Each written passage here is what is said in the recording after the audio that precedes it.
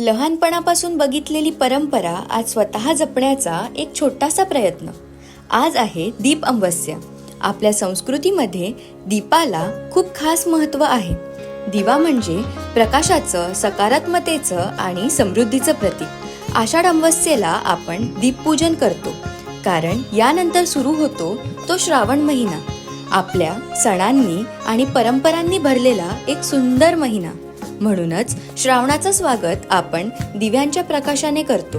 घरातला अंधार दूर होऊन सुख, समाधान आणि सकारात्मकतेचा प्रकाश कायम राहावा, हीच या दीपपूजनामागची भावना. या दिवशी घरातले दिवे स्वच्छ करून, सजवून त्यांची मनोभावी पूजा केली जाते.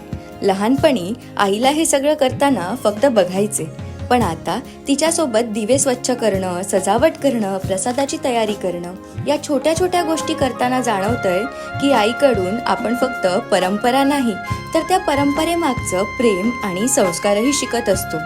आज या दीपपूजनेच्या निमित्ताने मम्माला थोडी मदत करता आली, यापेक्षा सुंदर गोष्ट अजून काय असू शकते.